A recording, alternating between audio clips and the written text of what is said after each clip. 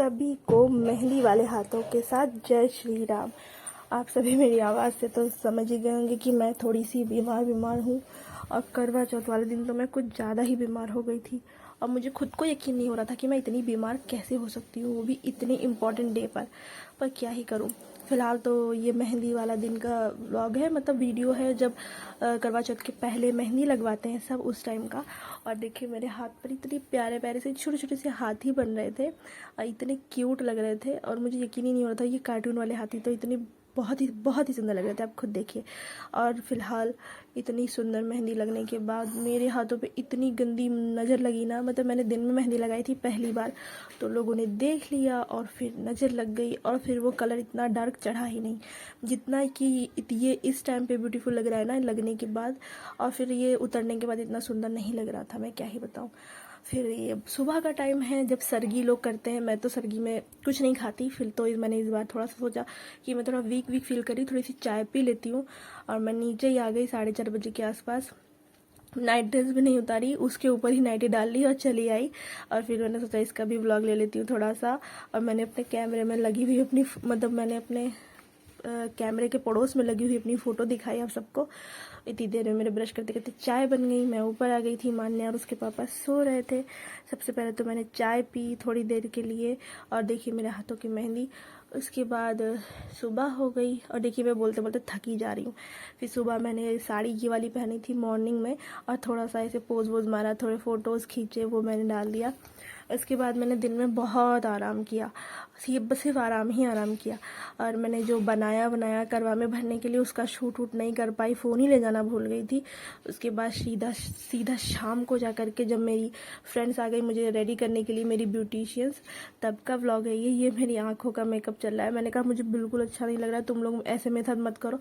तो वो बोलती है भाभी चुपचाप बैठी रहो, हम कर लेंगे, आप कुछ मत बोलो, आप सीधा अपना फाइनल लुक देखना। मैंने कहा ठीक है यार, करो जो करना है। फिर उसके बाद मैं रेडी हो गई थी, फिर मैंने करवा भरा। हमारे यहाँ जो भरा जाता है, हमारे यहाँ क्या मतलब मैं ही करती हूँ अकेले, मेरे घर में मेरी सास तो करती नहीं है। फिर उसके बाद हम लोग चले गए, मतलब मैं चली गई और मेरे साथ में मतलब दोनों ब्यूटिशियंस भी गई थी, हमारे पड़ोस में ही है ना जहाँ हम लोग पूजा करते हैं सब साथ में बैठकर, भाभियाँ दीदी, ये मैं हूँ और मेरी 2 भाभियाँ, दीदी मामी, ये सब मतलब सारे मोहल्ले की जो बंगाली औरतें करती हैं व्रत, वो सब।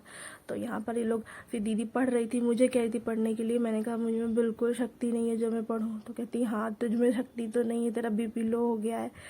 तो मैंने कहा दीदी तुम ही पढ़ो। कहती ठीक है चल मैं ही पढ़ लेती हूँ। अर्घ देने को कहा, भाइयों ने इस तरह बहन से अर्घ दिलाकर भोजन करने को कहा। बहन ने अपनी भाभीियों से भी भोजन करने को कहा, किंतु उन्होंने भाइयों के द्वारा 4-5 बहुत ही सुंदर सुंदर कथाएं सुनने के बाद हम सब ने वहाँ पे अक्षत डाले, अपने हाथों में ले लेकर। मैं अपनी थाली हाथ में लिए बैठी थी क्योंकि मैं बिल्कुल पीछे बैठी थी, क्योंकि मैं पढ़ नहीं पा रही थी इसी वजह से। और इतने में मेरी जो ब्यूटिशियंस है वो लोग मेरा मतलब मेरा वीडियो शूट करके दे रही थी। वो दोनों मेरी बहुत हेल्प करती हैं और सच में जब से वो मेरी लाइफ में आई हैं, हमारे मोहल्ले में आई हैं, मेरी सबसे ज़्यादा हेल्प होती है और सबसे ज़्यादा खुश मैं ही हूँ। और उनके जाने पर भी यहाँ से ना सबसे ज़्यादा दुखी मैं ही होंगी।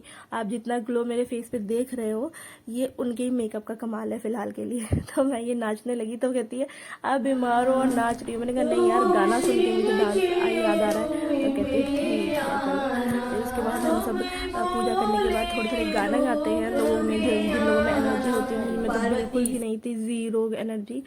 फिर जब वो लोग गाना गाए तो मैंने, फिर जब तक हस्बैंड भी आ गए थे मैंने कहा चलिए हम लोग ना थोड़ा सा फ़ोटो शूट करवा लेते हैं, इतनी मेहनत की है तो उसको थोड़ा तो यूज़ किया जाए।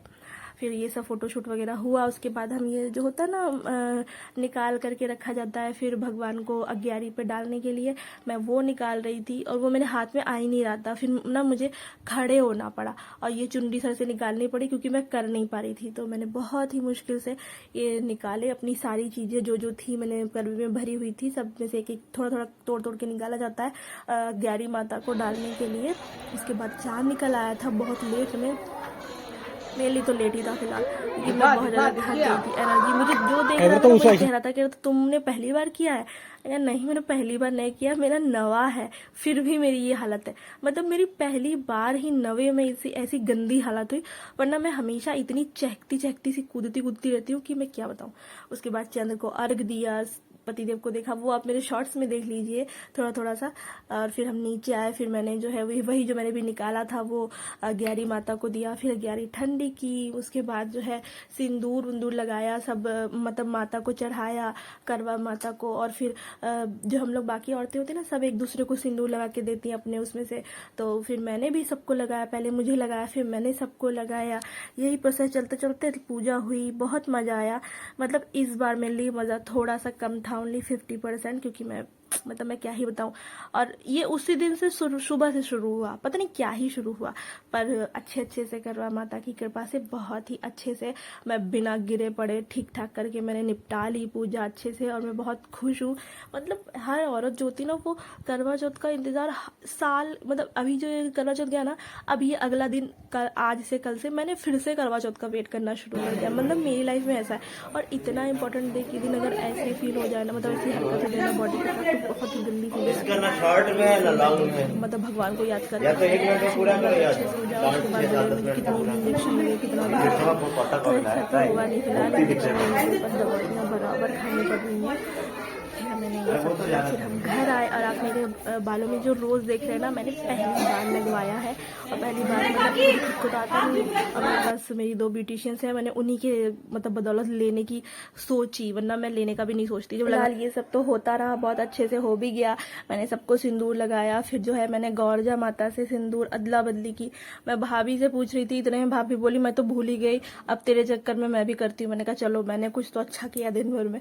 फिर मैंने जो है पूछ कर मामी से गौरजा माता से सिंदूर की अदला बदली की, खुद को लगाया, आरती वगैरह की बहुत ही अच्छे से। उसके बाद हमने करवा एक्सचेंज किए, जो मतलब करवा बदलने वाला सिस्टम होता है हमारे यहाँ ननद भाभी का है। मतलब मेरे पास भाभियाँ अवेलेबल हैं इसी वजह से, वरना तो ननद नहीं देवरानी जिठानी करती हैं, या फिर ननद हो। मेरे पास ननद तो नहीं है, मेरे पास भाभी जरूर है, हालांकि मैं ननद हूँ उनकी। तो इस तरीके से हमने किया, आरती की, करवा एक्सचेंज वगैरह ये सब कर के बहुत सारा सिस्टम। और फिर ये चुन्नी उन्नी सब यूज़ करके फिर मैं घर आई। और मेरी हालत इतनी ख़राब थी, और मेरे सर पे इतने सारे पिन लगे हुए थे ना। फिर हमने वो सब निकाले, साड़ी वाड़ी सब साइड में रखी, कुछ भी नहीं तहाया, सब बाद में सुबह तहाया। उसके बाद तैयार, मतलब सोने के लिए तैयार व्यार हो करके आराम से पानी, मतलब गर्म पानी पिया, क्योंकि मेरा गला बहुत ही ज़्यादा दर्द हो रहा था। तो मैंने सबसे पहले गर्म पानी पिया, थोड़ी सी मिठाई, आधी मिठाई खाई और आधी हस्बैंड को खिलाई, और बाकी का गर्म पानी पिया। उसके बाद हम लोगों ने सीधा सो गए, क्योंकि रात ज़्यादा हो नहीं रही थी, पर मेरी तबीयत नहीं ठीक थी इसी वजह से। और ये जो भाभी के सर के ऊपर करवा रखा है ना, ये मेरा है। आपको मेरा करवा कैसा लगा बताइए कमेंट करके। और मेरे ब्लॉग को बहुत सारा प्यार दीजिए, ढेर सारा कमेंट कीजिए। आप सबके प्यार और कमेंट की बहुत ज़्यादा ज़रूरत है। Thank you so much. वापस